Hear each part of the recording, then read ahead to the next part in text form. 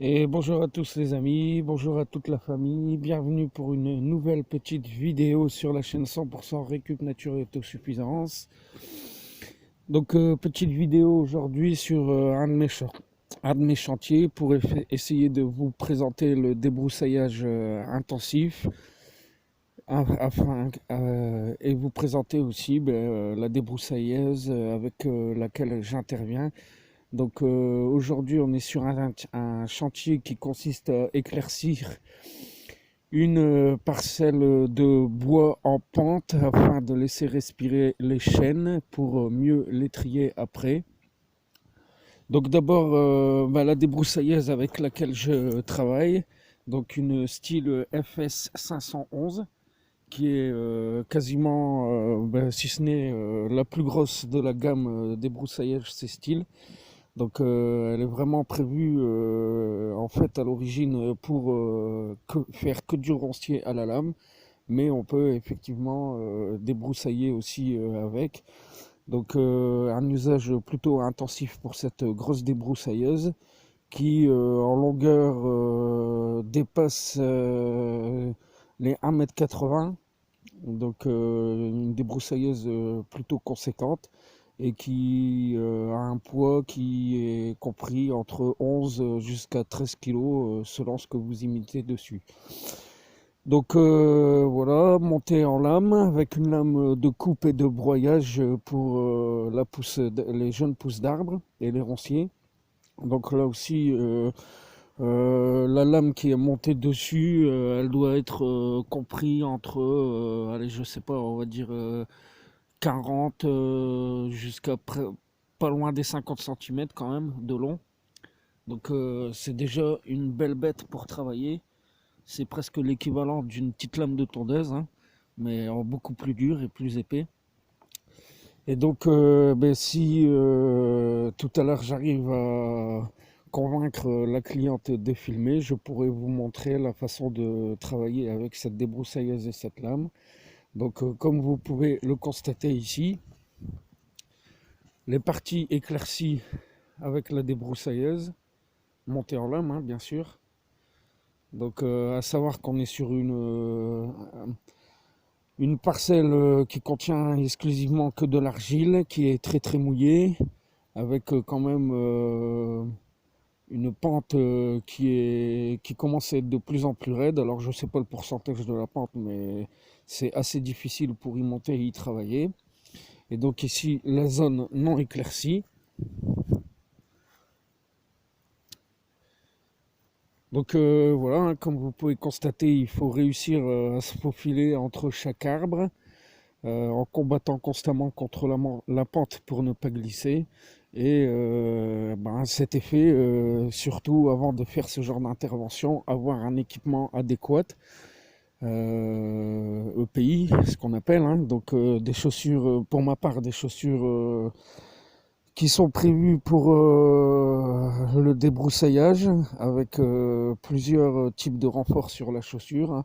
La coque, les antidérapants, résistants à l'huile, renforcés en croûte de cuir et anti-abrasure, anti-coupure, vraiment des chaussures forestières qui se prêtent vraiment à ce type de terrain et montantes, hein, pour un maintien et un renfort au niveau de la cheville. Je vous les avais présentées déjà sur ma chaîne YouTube, chaussures de sécurité Jayat. Et après, pantalon de débroussaillage forestier LMA. Donc c'est un nouveau pantalon que j'ai testé cette année et qui présente vraiment beaucoup plus d'avantages que la plupart des pantalons de débroussaillage, avec des renforts au niveau des genoux, une toile vraiment très très épaisse, et une multitude de poches pour pouvoir vous stocker de l'outillage ou toutes les longueurs de fil que vous avez besoin pendant votre intervention, hein. Donc vraiment un pantalon très renforcé et vraiment très bien conçu et particulièrement adapté à ce type de travail. Donc ensuite le casque forestier de chez Husqvarna avec les grilles de protection et le soubassement pour le cou, le casque, hein, pour les oreilles, les lunettes de protection et des gants Ronstein alors c'est pas la protection la plus élevée qu'on peut trouver contre les roussiers, mais quand même c'est des gants avec un revêtement en caoutchouc en fait, hein, ou en goudron, je sais pas trop, mais un revêtement quand même bien épais, des manchettes pour protéger les artères, et comme vous pouvez voir, une multitude de petits points qui vous empêchent les mains de glisser au cours de votre intervention. Donc voilà, j'espère que la cliente sera d'accord pour vous montrer la façon d'intervenir sur ce type de terrain et comment les capacités de cette débroussailleuse qui sont quand même assez hors normes pour une débroussailleuse, hein. Donc après le mât de la débroussailleuse, je crois qu'il est compris, il doit être entre 3 et 5 centimètres. Donc on a déjà quand même un gros arbre à canne, hein, pour une résistance maximum avec des absorbeurs de choc ici, afin de limiter les chocs quand on travaille, hein, dans le mât et dans la débroussailleuse. Et après, bon, moi j'ai intégralement recouvert les parties du guidon et du mât avec un scotch très très épais résistant afin de limiter les impacts sur la débroussailleuse pour pas qu'elle s'abîme. Donc voilà les amis pour cette nouvelle petite vidéo, et puis ben, j'espère que j'arriverai à me faire filmer tout à l'heure pour l'intervention, en sachant quand même qu'une fois que vous êtes monté avec ce type de lame, en y allant progressivement, hein, quand même, on peut faire tomber des jeunes pousses d'arbres jusqu'à un peu plus 5 cm de diamètre, hein. Donc c'est déjà quand même assez énorme pour une débroussailleuse de pouvoir réussir à couper ce type de jeunes pousses d'arbres.